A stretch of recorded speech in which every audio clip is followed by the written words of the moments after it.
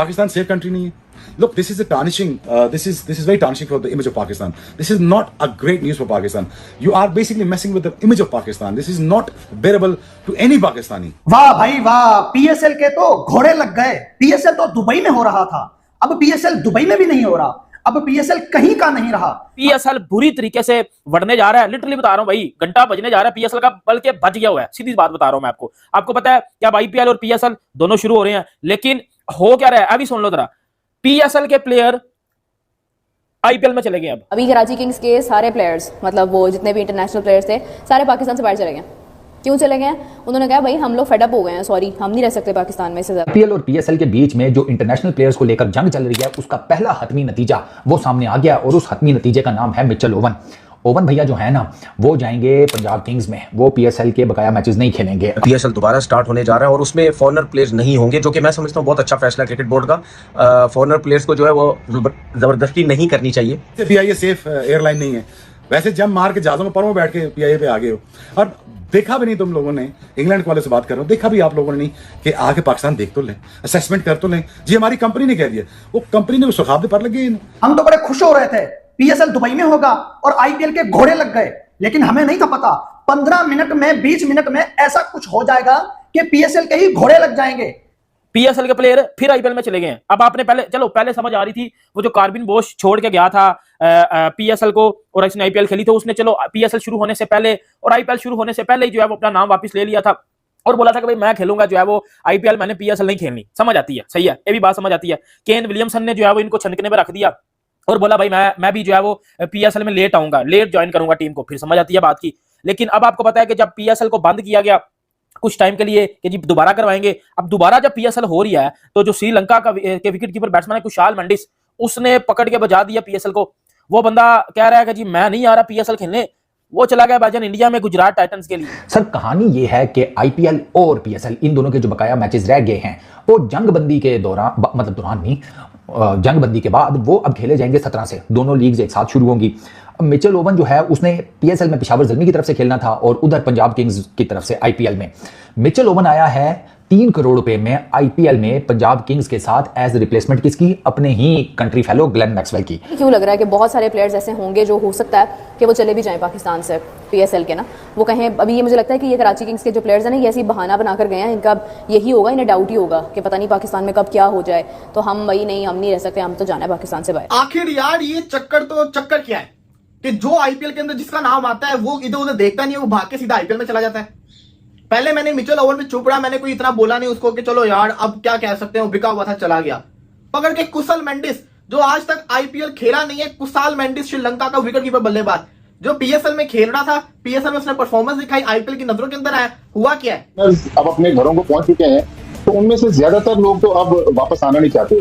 तो पहले मरहले में 8 टीमें जो हैं, जो 5 टीमें हैं, क्योंकि छठी टीम मुल्तान सुल्तान अब फॉरेन प्लेयर्स में इंटरेस्टेड नहीं है, क्योंकि उन्होंने भाई पीएसएल की फुल तैयारी हो गई थी दुबई में होने की। दुबई में जय शाह का बैठक भी है, दुबई में जय शाह भी रहते हैं। क्या फिर जय शाह ने अपना लाठी चार्ज किया? जय शाह ने ऐसा चक्रव्यूह चलाया कि 20 मिनट के अंदर पीएसएल पोस्टपोन, खत्म, टाटा बाय बाय, गया।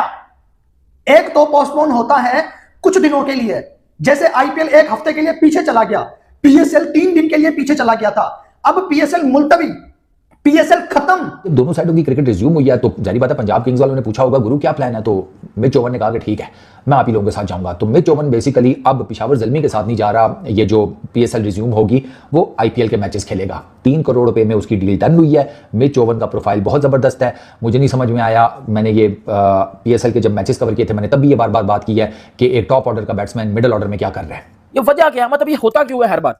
एक तो चलो मुझे समझ आती है पैसा, दूसरा इतनी कमजोर कमिटमेंट बनाई होती है पीएसएल के ओनर ने कि भाई आप प्लेयर्स को खड़ा नहीं कर पाते।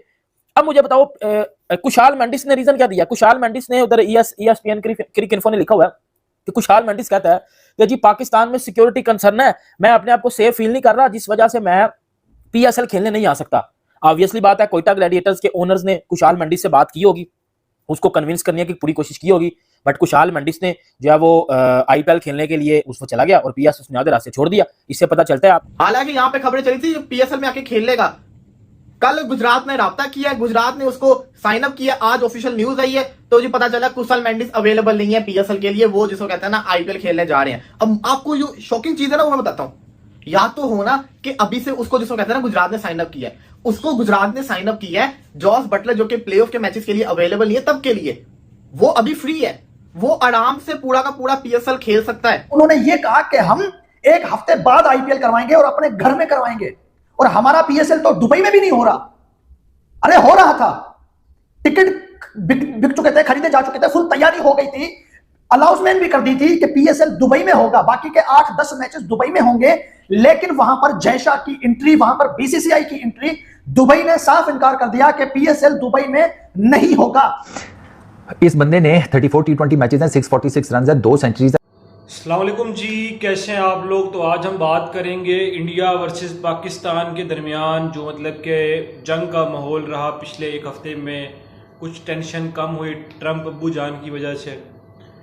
तो उसके बाद फिर जो ट्रंप ने ये कई बार बयान दिए कि इंडिया ने हमारे पास रिक्वेस्ट की कि भाई हम उनकी सीज़ फायर करवाएं। वहाँ पे इंडियन मीडिया ये झूठा दावा करता हुआ नज़र आ रहा है कि उन्होंने ऐसा कुछ नहीं कहा, पाकिस्तान पहले अमेरिका के पास किया।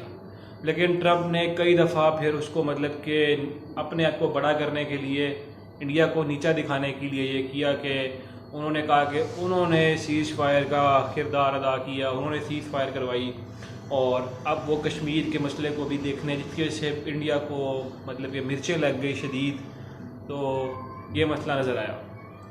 अब उसके बाद क्या होता है कि आज फिर नरेंद्र मोदी जो हैं रूस के जो प्रधानमंत्री हैं प्यूटन, उनके पास जाते हैं, उनसे मुलाकात करते हैं।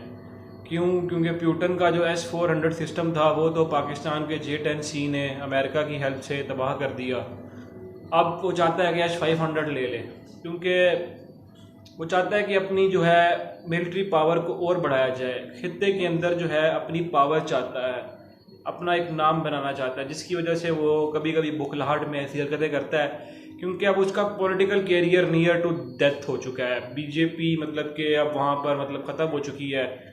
मोदी की मतलब कि जो जमात है इसका पत्ता कट चुका है। सब इससे मतलब के सवाल जवाब पूछ रहे हैं कि भाई तुम क्या चीज़ हो, तुम क्या करते हो, तुम कैसे मतलब प्रधानमंत्री बने हुए हो। तो ये वजह से ना टेंशन का माहौल है इंडिया के अंदर। नरेंद्र मोदी की फटी पड़ी है, वो चाहता है कि अपना इलेक्शन कैंपेन नज़दीक आए, S-500 लेके एक उधर बॉर्डर लगा दूँ, एक चाइना बॉर्डर पे लगा के मतलब 3-4 फायर पटाखे मार के अपनी मतलब सियासत बचा लूँ। वो घिनौना खेल खेलता है, 10 साल से गंदा खेल खेलता आ रहा है ये। तो अगर आपको हमारी वीडियो अच्छी लगी हो तो हमारे चैनल को लाइक कर सकते हैं, सब्सक्राइब कर सकते हैं, शेयर कर सकते हैं, ताकि हमारी हर आने वाली लेटेस्ट वीडियो आप तक पहुँच सके। बाकी आपसे मिलते हैं नेक्स्ट वीडियो के अंदर। उस वक्त तक के लिए मुझे दीजिएगा इजाज़त। अल्लाह हाफ़िज़ के बाद।